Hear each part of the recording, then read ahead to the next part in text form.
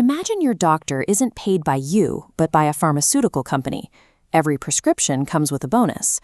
She might be well-intentioned and genuinely trying to cure you, but when she pulls out that prescription pad, you can't be entirely sure whose interest just won. That scenario isn't a thought experiment.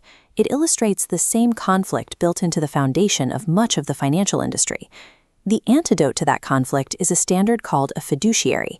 It means your advisor is legally required to put your interests first, not their firm's, not a product sponsor's, and definitely not their own bonus. This diagram shows how the money flows. On the left, you pay the advisor directly, creating a clear legal duty to you. On the right, a corporate sponsor pays the advisor to sell you a product, creating a duty to their sales targets. If we zoom out, we see that standard sales path fractures.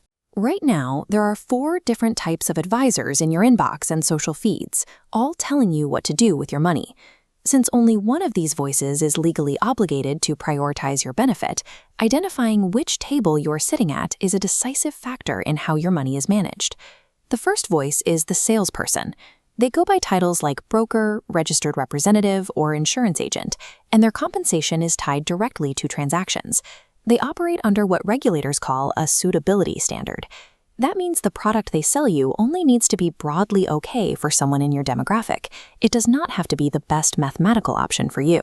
Because they don't hand you an upfront bill, the advice feels free, but the costs are actually buried deep inside insurance premiums, surrender charges, or ongoing product expenses. At least with a car salesperson, the role is transparent. You know they are there to sell you a vehicle, not provide a neutral evaluation of every car on the market. You avoid an hourly fee today, but the trade-off is paying more over several decades through layered, hidden expenses for advice that was never objective to begin with. The second model is where things get complicated. This is the hybrid advisor. You have one unified relationship with them, but they use 2 entirely different compensation structures. They might act as a fiduciary on Tuesday when delivering your financial plan, then switch roles on Wednesday to earn a commission selling you a specific mutual fund. Looking at this relationship timeline, the legal standards alternate. You work with one person under contradictory rules. For the client, the timeline blurs. You're left guessing if a recommendation is genuine planning or a disguised sales pitch. The true cost of this hybrid structure doesn't hit your bank account immediately. It shows up years later in unnecessary products and portfolio underperformance, long after the chance to correct it has passed. The third voice is the internet expert. These are the stock pickers and macroeconomy gurus dominating your social feeds.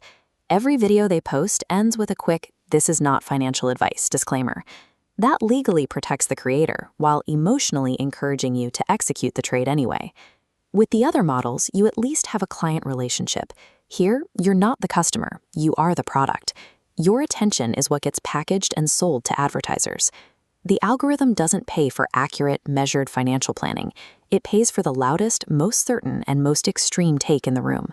The content is entertaining and costs $0 upfront, but acting on unregulated, engagement-driven takes carries massive financial risk with absolutely zero downside protection. That leaves the fourth voice, the fee-only fiduciary. This is a structure built on complete transparency and direct payment. The rules for this model are strict. There is one relationship and one compensation source. That means 0 commissions, 0 revenue sharing agreements, and 0 third-party incentives. Comparing all 4 legal standards, only the fiduciary must put your interests first. For compensation, only the fiduciary is isolated from third-party payouts and ad revenue.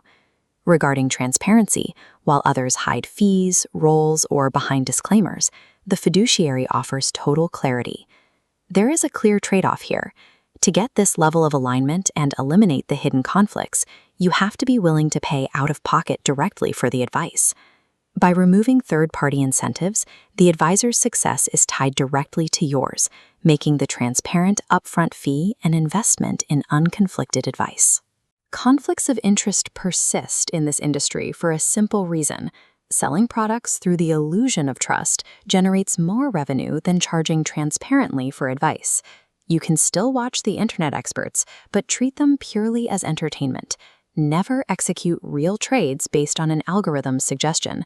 And if you already have a guy managing your money, there is a high statistical probability you are dealing with a hybrid or a salesperson whose layered fees are quietly eroding your returns. You need to know exactly who you are dealing with. To force an advisor to reveal their true legal standing, send them these 3 specific questions in writing. First, ask, are you a fiduciary 100% of the time? In writing. Second, are you fee-only? Make sure they don't say fee-based, a term allowing for hidden commissions. Third, do you receive any third-party compensation, commissions, or revenue sharing? Clear, direct answers matter. If you get back a wall of defensive corporate jargon or evasive half answers, that is a definitive red flag. They failed the test. A lack of financial integrity rarely announces itself up front. It surfaces years later in the form of missed goals and overlooked fees. Establish exactly which side of the table your advisor sits on today, before the opportunity to protect your wealth has already passed.